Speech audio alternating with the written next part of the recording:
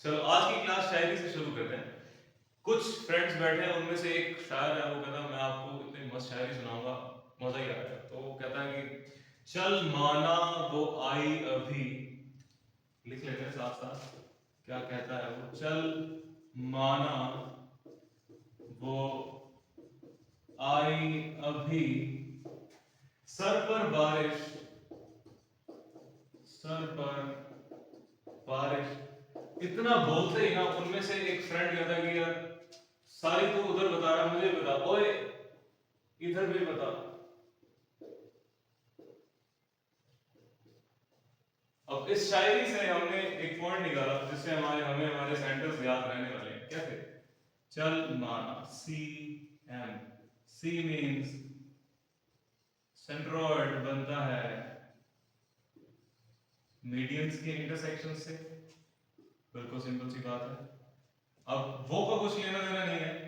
आई अभी, आई अभी, आई A B, आई मतलब इन सेंटर, इन सेंटर बनता है। ए बी मतलब एंगल बाइसेक्टर, एंगल बाइसेक्टर्स के इंटरसेक्शन से हमें मिलेगा इन सेंटर। सर पर बारिश, सर पर बारिश, सर मतलब C I R C U M, circumcentre बन रहा है यहाँ पे। सरकम सेंटर पर बारिश, परपेंडिकुलर बाइसेक्टर ले लेते हैं, perpendicular bisector. O A, O means ortho center, A means ortho center, A means altitudes। इधर भी बता, इधर मीन्स E, E मतलब X सेंटर, भी बता, B मतलब B बाइसेक्टर्स से ही बनता है ये भी, ANGLE angle bisectors. Angle bisectors इसमें होते हैं, एक इंटरनल एंगल बाइसेक्टर होता है और दो जो है वो एक्सटर्नल एंगल बाइसेक्टर्स होते हैं। तो इनकी बात अभी हम करने वाले हैं कि ये जो बनते हैं सेंटर्स, ये कैसे बनते हैं। ठीक है, अब बात करेंगे हम पहले centroid, incentre, circumcentre, orthocentres कि ये बनते कैसे हैं और कैसे नजर आते हैं। नेक्स्ट है इन सेंटर। इन सेंटर क्या होता है? एक ट्रायंगल है हमारे पास, उसके अंदर अगर हमने एक सर्कल पास करा जो तीनों साइड्स को टच करता हुआ जा रहा है, तो उसका जो सेंटर बनेगा वो इन सेंटर होगा। अब अगर ये कोऑर्डिनेट हमारे पास है x1 y1, ये है x2 y2, ये है x3 y3। अच्छा, इसमें दो तीन इंपॉर्टेंट बातें ये हैं कि अगर हम इस पॉइंट को लेट्स से I ले लेते हैं, तो AI जो है, AI is angle bisector of angle A। ऐसे ही BI is the angle bisector of angle B। CI is the angle bisector of angle C। मतलब ये जो एंगल्स हैं ये इक्वल इक्वल पार्ट्स में डिवाइड हो चुके हैं, तीन, एक दो तीन। तो ये हमें जो मिला, दो दो चीजें समझने वाली। इन सेंटर क्या है? एक ट्रायंगल के अंदर अगर हमने सर्कल ड्रॉ किया है तो उसका जो सेंटर होगा वो इन सेंटर होगा। या फिर हम ये भी कह सकते हैं कि तीनों के जो एंगल बाइसेक्टर से लाइन मिलेगी जहां पे जिस पॉइंट पे जाके, उसको बोलेंगे हम इन सेंटर। अब इसके कोऑर्डिनेट अगर हमें ए बी सी के कोऑर्डिनेट्स दे रखें, तो हमें अगर आई के कोऑर्डिनेट्स निकालने हैं तो उसका फॉर्मूला है हमारे पास। ये हमें पता है ये वाली लेंथ जो है वो स्मॉल a है, b के सामने वाली स्मॉल b है और c के सामने वाली लेंथ जो है वो स्मॉल c है। तो इसके कोऑर्डिनेट्स हो जाएंगे ax1 bx2 cx3 by a plus b plus c, और ax ay1 plus by2 plus c y3 divided by a plus b plus c। ऐसे ही अगर z कोऑर्डिनेट आ जाएगा तो हम डायरेक्टली उसे निकाल सकते हैं। तो ये जो पॉइंट है, ये कोऑर्डिनेट जो है हमारे पास वो इन सेंटर के है। ठीक है, नेक्स्ट है सर्कम सेंटर।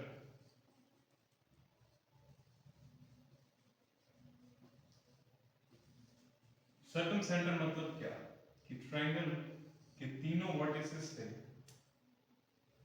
अगर एक सर्कल पास हो रहा है, उसका जो सेंटर बनेगा वो सर्कम सेंटर होगा। अब इसमें क्या है, इस ये अगर सेंटर है उसके हिसाब से हम सोच सकते हैं कि ये कोड है। सर्कल के हिसाब से सोच सकते हैं हम कि कोड है, अगर हम सेंटर से इस परपेंडिकुलर ड्रॉ करेंगे तो वो इक्वल पार्ट्स में डिवाइड करने वाले हैं। तो ऐसे ही हम इस वाली साइड पे बात करेंगे तो ये भी सेम चीज, ये भी सेम चीज। अगर बोले हम ये ए है, ये बी है, ये सी है, इस सेंटर को ओ ले लेते हैं, this is M, this is N, this is P. Okay, तो हम डायरेक्टली ये देख सकते हैं OM is perpendicular to BC and OM BM is equal to MC। मतलब उसने क्या किया, परपेंडिकुलर तो है, इसको इसको इक्वल पार्ट्स में डिवाइड किया, इसको इसको इक्वल पार्ट में डिवाइड किया, इसको इसको इक्वल पार्ट्स में डिवाइड किया। तो ये जो सेंटर हमें मिला, ये क्या मिला, सर्कम सेंटर। सर्कम सेंटर निकालने के लिए हम क्या करते हैं, जनरली हमें पता चल गया कि ये सर्कल है और तीनों वर्टिसेस जो है वो सर्कल से पास हो रहे हैं, तो हम ये कह सकते हैं कि length OA is equal to OB is equal to OC is equal to radius। तो ये वाली कंडीशन हम यूज करके हमारा क्वेश्चन को सोल्व कर सकते हैं बहुत आसानी से। अगर हमें सर्कल सेंटर की बात की है, इसका फॉर्मूला काफी बड़ा है, हम बस इसी से ही इसका काम हमारे लिए आसान हो जाएगा। ठीक है, नेक्स्ट है हमारे पास ortho centre.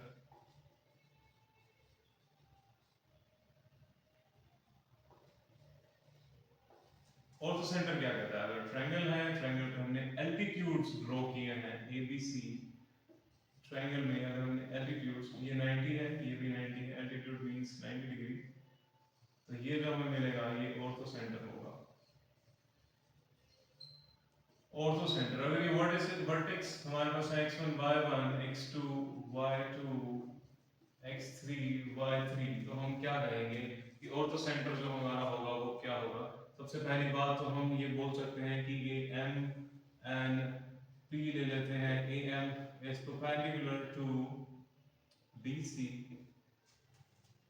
BN is perpendicular to AC, CP is perpendicular to AB। ठीक है, अब हम बात करने वाले हैं, अगर हमें कोऑर्डिनेट्स दे रखे हैं तो हम उससे क्या ऑर्थो सेंटर का पॉइंट का वर्टिसेस कैसे निकाल सकते हैं। x1 tan A plus x2 tan B plus x3 tan C divided by tan A plus tan B plus tan C।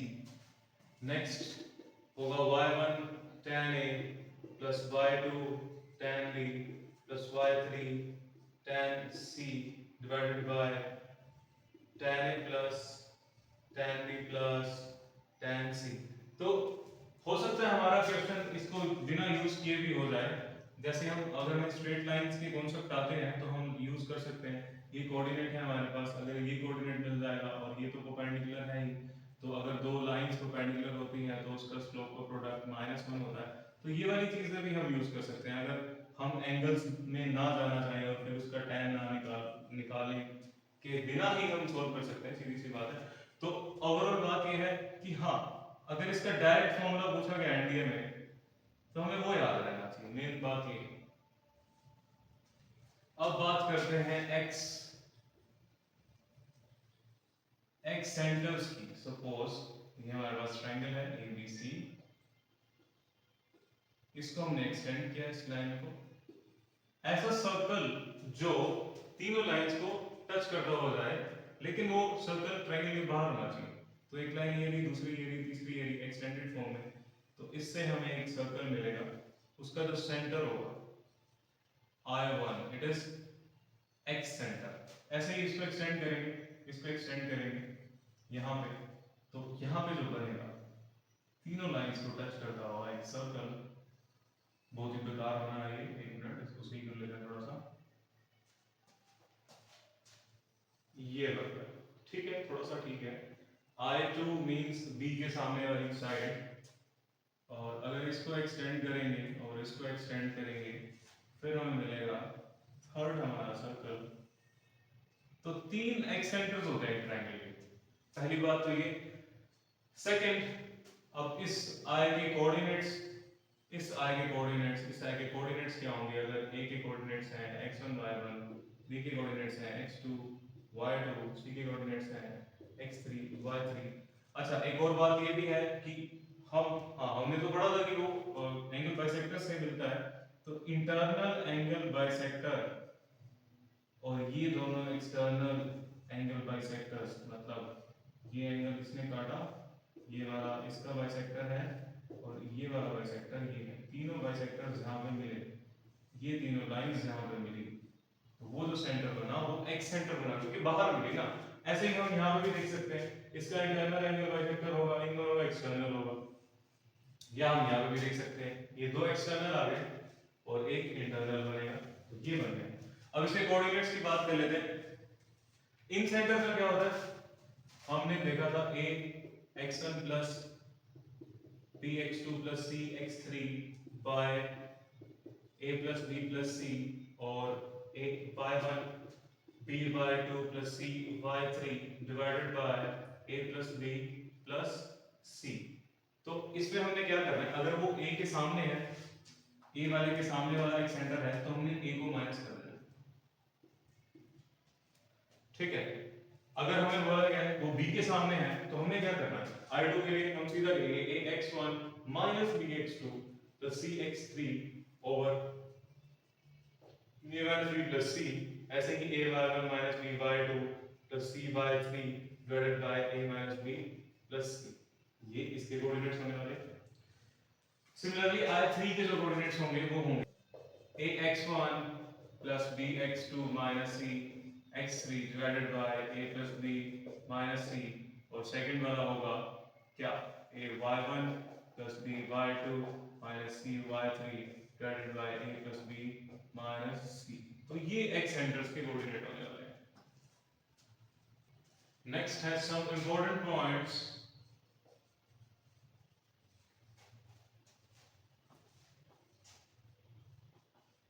related to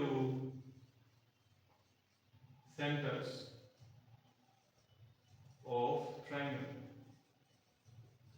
triangle के जो सेंटर्स हैं उसके जो कुछ इंपॉर्टेंट पॉइंट्स हैं। फर्स्ट, अगर हम बात करें ऑर्थो सेंटर के लिए, ऑर्थो सेंटर क्या कहता है? देखो, तीन बातें हैं।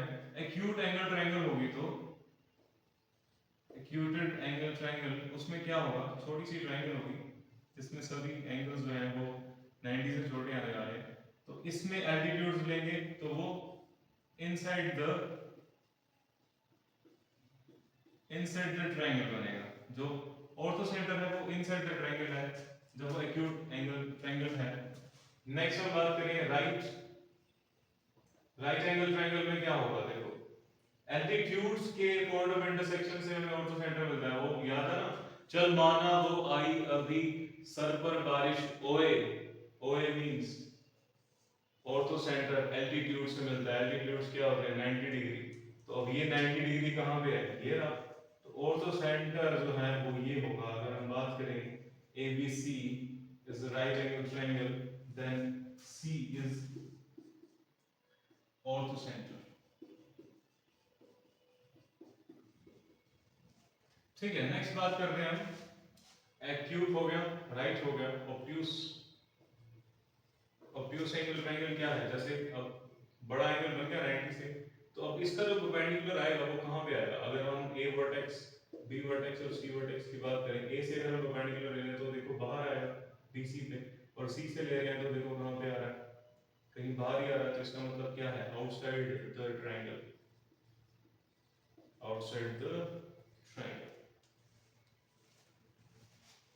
ठीक है। सेकंड पॉइंट है हमारे पास राइट एंगल ट्रायंगल में। देखो, हमें ये तो पता चल गया कि अगर ये ए बी सी है तो ये तो ऑर्थो सेंटर होने वाला है।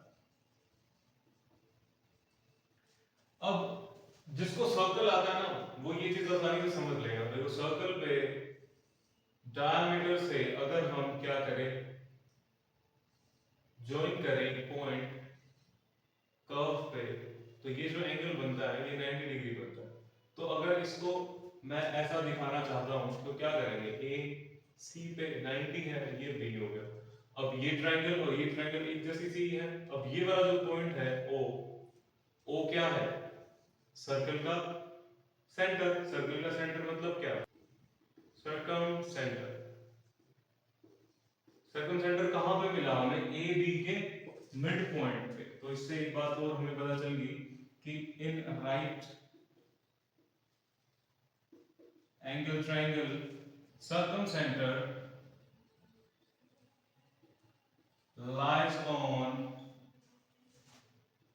midpoint of hypotenuse of given triangle। समझ आ गया। थर्ड पॉइंट ये क्या कहता है, इन इक्विलेटरल ट्रायंगल,